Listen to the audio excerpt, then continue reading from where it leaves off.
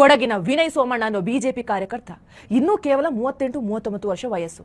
ಸಿದ್ದರಾಮಯ್ಯನವರ ಶಾಸಕ ಹಾಗೂ ಕಾಂಗ್ರೆಸ್ ಮುಖಂಡನ ಕಿರುಕುಳ ತಡೆಯೋಕಾಗದೆ ಪ್ರಾಣ ಬಿಟ್ಟಿದ್ದಾನೆ. ಆತ್ಮಹತ್ಯೆ ಮಾಡ್ಕೊಳ್ಳೋದಕ್ಕೂ ಮುನ್ನ ವಾಟ್ಸ್ಆಪ್ ಗ್ರೂಪ್ನಲ್ಲಿ ಯಾರಿಂದ ಈ ಪರಿಸ್ಥಿತಿ ಅನ್ನೋದನ್ನ ಕೂಡ ಬರ್ಕೊಳ್ತಾನೆ. ವಿನಯ್ ಕೆಎಸ್ ಒಬ್ಬ ಸಾಮಾನ್ಯ ಬಿಜೆಪಿಯ ಕಾರ್ಯಕರ್ತ. ಬಿಜೆಪಿ ಕಾರ್ಯಕರ್ತ ಅನ್ನೋದಕ್ಕಿಂತ ಒಬ್ಬ ಸಾಮಾನ್ಯ ವ್ಯಕ್ತಿ. ಮೂಲತಃ ಕೊಡಗಿನವನು. ಬೆಂಗಳೂರಿನ ಖಾಸಗಿ ಕಂಪನಿಯಲ್ಲಿ ಕೆಲಸ ಮಾಡ್ಕೊಂಡಿದ್ದ. ವಿನಯ್ಗೆ ತನ್ನೂರು ಜಿಲ್ಲೆ ಅಂದ್ರೆ ಎಲ್ಲರಂತೆ ಪ್ರೀತಿ. ಬೆಂಗಳೂರಿನಲ್ಲಿದ್ರೂ ಕೂಡ ಊರಿನ ಕುಂದು ಕೊರತೆಗಳ ಬಗ್ಗೆ ಯೋಚನೆ ಮಾಡ್ತಾ ಇದ್ರು. ಅದಕ್ಕೆ ಒಂದು ವಾಟ್ಸ್ಆಪ್ ಗ್ರೂಪ್ ಅನ್ನ ಕೂಡ ಕ್ರಿಯೇಟ್ ಮಾಡ್ಕೊಂಡಿದ್ರು. ಕೊಡಗಿನ ಸಮಸ್ಯೆಗಳು ಹಾಗೂ ಸಲಹೆ ಸೂಚನೆಗಳು ಅಂತ. ನಿಜವಾಗ್ಲೂ ಎಂಥ ಅದ್ಭುತ ಯೋಚನೆ ನೋಡಿ. ನಾನಿರೋದು ಬೆಂಗಳೂರಿನಲ್ಲಿ, ತನ್ಗ್ಯಾಕ್ ಬೇಕು ಊರಿನ ಉಸಾಬರಿ ಅಂತ ಅನ್ಕೊಳ್ದೆ ಊರಿನ ಸಮಸ್ಯೆ ಹಾಗೂ ಅದಕ್ಕೆ ಪರಿಹಾರಕ್ಕೆ ಅಂತ ಗ್ರೂಪ್ ಮಾಡ್ಕೊಂಡಿದ್ರು.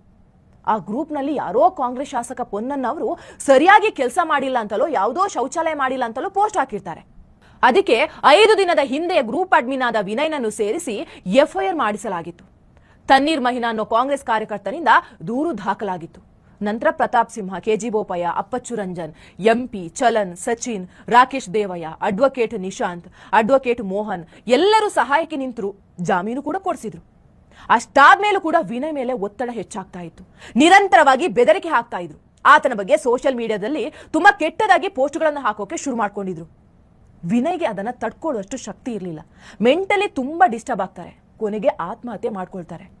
ಸಿದ್ದರಾಮಯ್ಯನವರೇ, ನಿಮ್ಮದು ದುರ್ಯೋಧನ ಅಥವಾ ಕಿಮ್ ಜಾಂಗ್ ಉನ್ ಆಡಳಿತಕ್ಕಿಂತ ಕೆಟ್ಟೋಯ್ತಾ?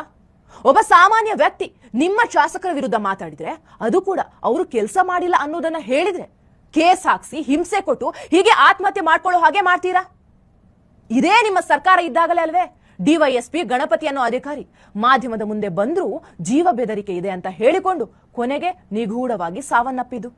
ಈಗ ವಿನಯ್ ಕತೆ ಹೀಗಾಗಿದೆ. ಇನ್ನು ಎಷ್ಟು ಜನರ ರಕ್ತ ಹೀರಿ ನಿಮ್ಮವರು ಮೆರಿಬೇಕು ಅನ್ಕೊಂಡಿದ್ದಾರೆ ಹೇಳ್ಬಿಡಿ.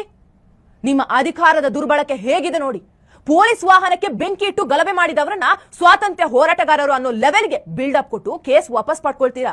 ಅದೇ ಒಬ್ಬ ಹಿಂದೂ ಕಾರ್ಯಕರ್ತ ನಿಮ್ಮ ಶಾಸಕ ಕೆಲಸ ಮಾಡಿಲ್ಲ ಅಂದ್ರೆ ಸಾಕು, ಈ ತರಹದ ಹಿಂಸೆ ಕೊಟ್ಟು ಸಾಯಿಸ್ಬಿಡ್ತೀರಾ.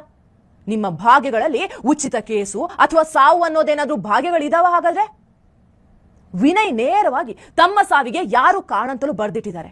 ಹೀಗಿರುವಾಗ ನೀವು ಅವನ್ಯಾರೋ ತಣ್ಣೀರ್ ಮಹಿನಾ ಅವನನ್ನು ಒದ್ದು ಒಳಗ್ ಹಾಕ್ಸಿ ಆತನಿಗೆ ಹಾಗೆ ಮಾಡೋದಕ್ಕೆ ಹೇಳಿಕೊಟ್ಟಂತ ನಿಮ್ಮ ಪಕ್ಷದ ನಾಯಕರನ್ನ ಕೂಡ ಎಳ್ಕೊಂಡು ಬನ್ನಿ. ಇಂಥ ಪಾಪಿಗಳನ್ನ ಬೆಂಬಲಿಸ್ತಾ ನಿಮ್ಮ ಪಾಪದ ಲೆಕ್ಕವನ್ನ ಜಾಸ್ತಿ ಮಾಡ್ಕೋಬೇಡಿ. ವಿನಯ್ ಕುಟುಂಬಕ್ಕೆ ನ್ಯಾಯ ಸಿಗ್ಬೇಕು ಅಷ್ಟೇ. ಸಿಗುವವರೆಗೂ ನಾವು ಸುಮ್ಮನಿರೋದಿಲ್ಲ.